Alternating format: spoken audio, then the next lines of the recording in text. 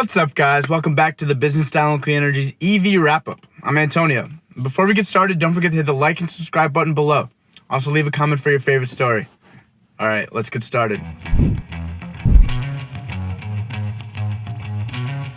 So starting off this week, we have Hyundai Motor Group, which includes Hyundai Motor Company and Kia Corporation, announcing a big investment in U.S. manufacturing. How much do you ask? Try $7.4 billion. The investment will be used for the production of future EVs, the enhancement of their 10 American facilities, and to increase their smart mobility solution technology. The first US-made EV will be manufactured in Hyundai's plant in Montgomery, Alabama, which is currently home to the recently revealed Santa Cruz pickup, as well as a few other models. If you watched my video 2 weeks ago, you might remember the section about Ford's electric F-150 Lightning. They did a very good job of keeping the details secret, including the visuals, but we got a little sneak peek on Tuesday. President Biden came to Ford's Michigan plant to hype up his $2 trillion infrastructure plan to electrify America. And standing right behind him was Ford's impressive history of 6 generations of F-150s on display. Later, we learned that one of them was the F-150 Lightning, which the president drove off in after the speech. On Wednesday night, the actual unveiling happened. I won't be able to hit all the features that came from the e-truck, but I'll do my best. Basically, the truck features Ford's intelligent backup power, which can provide full home power for up to 3 days. Of course, it has its big iPad-like screen on the dash that comes with software updates. It allows GPS to take charging stations into account when navigating. It has a phone key app. It can fly. Okay, I'm just kidding, it can't fly, but we're not too far away from that technology. One of the questions we always see in our comments, where do batteries go when they die?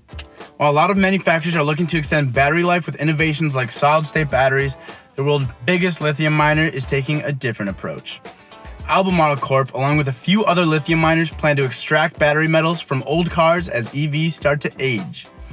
Now you're probably thinking what I'm thinking. Ford just came out with their first ever EV truck like yesterday. How can EVs be getting old? But it's already been 13 years since Tesla's Roadster made its debut. Think about it. Since then, there's been Snapchat, Uber, Hulu, Siri, Alexa. You get the idea.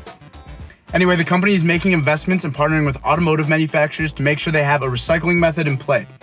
They acknowledge that car battery recycling is in its early stages, but they want to make sure they're a prominent role in the process when the time comes.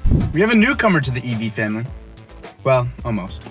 Subaru is joining the electric SUV crossover craze with their very first electric vehicle. The Solterra set to arrive in the US mid-2022.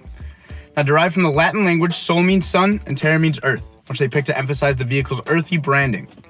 With the Solterra's announcement also came teasers for the crossover, again without any visuals. But I get it, you gotta hype up the vehicle for a while, leaving a couple of cliffhangers along the way. The SUV was co-developed with a little help from Toyota, a joint venture between the two companies combining their respective strengths. Subaru brought its expertise in all-wheel drive technology, and Toyota is helping out with their outstanding vehicle electrification technology. If you got those two big companies working together, we may have a super EV underway. To conclude the EV wrap-up, we have the renowned Italian supercar maker, Lamborghini.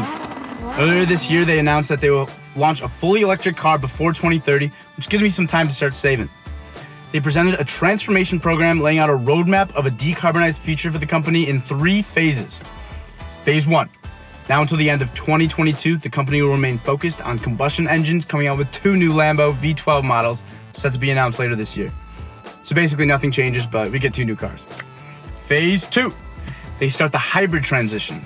The goal of this phase is to come out with a few hybrid models and reduce product CO2 emissions by 50% before 2025. And we got Phase 3. Give themselves 5 years to perfect their fully electric supercar. Sounds like a decent plan, but they're starting a lap behind Ferrari. Let's see if Lambo can catch up. I see you creeping, I can see it in the shadow. Wanna jump up in my Lamborghini Gallardo. Anyway, that's all we have for you this week on the Business Style and Clean Energy's EV Wrap-Up. I hope you enjoyed it, and we'll see you next week.